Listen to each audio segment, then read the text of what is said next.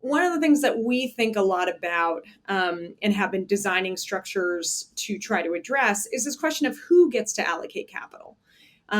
Because you have historic inequity in the US and globally that has tended to concentrate wealth into certain communities and extract it from others.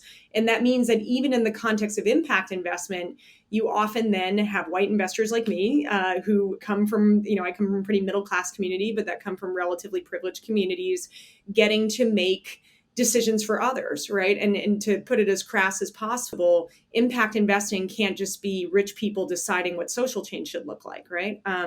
But if they are the asset owners, if they are the board members for foundations or endowments, that's who gets to decide where ultimately capital is allocated. So we've been really looking at, and not just us, but many others in the ecosystem, how do you really broaden not just access to capital, but access to decision making over capital?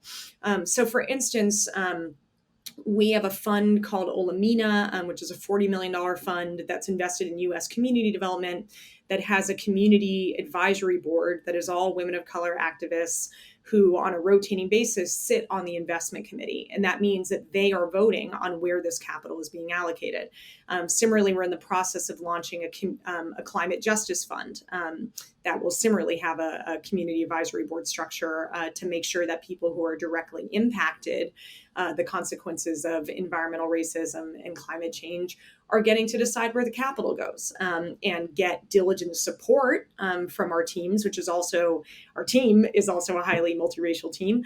But the idea that you can bring together different skill sets and that you need to value lived experience and impact knowledge just as much as you value financial experience, right? So it's not just traditional finance people saying, "Oh, I think I'll become a social investor," right? Let me try that on and see if I can learn something about communities, right? Like that's a lifetime of experience that people may or may not have to bring to the table, and that's okay, right? I think it's important to validate that we can all still have a role in this, but knowing what it is, right? And then how do we use the power that we have to create spaces for others?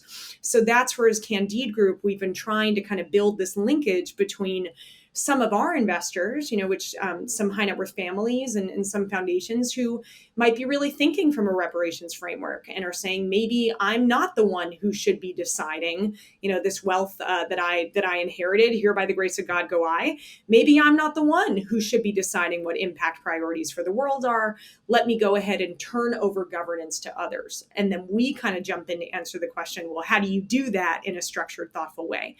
So that's one of the I kind of in a good way would say trends that I'm seeing in impact investment innovation, thinking about not just beneficiaries of capital, but allocators of capital as well. Irma, that probably gave you ample time to think since I went on and on. I mean, the only thing you can say is what you said.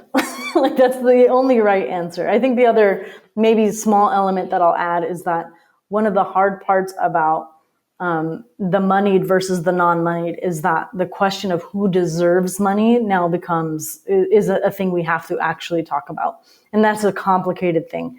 And no two people are going to think exactly alike on that topic, which is why we are fortunate to have the Morgan Simons of the world who are spending their time and their nights awake trying to figure out how to solve this in a way that more people will agree to, if not all.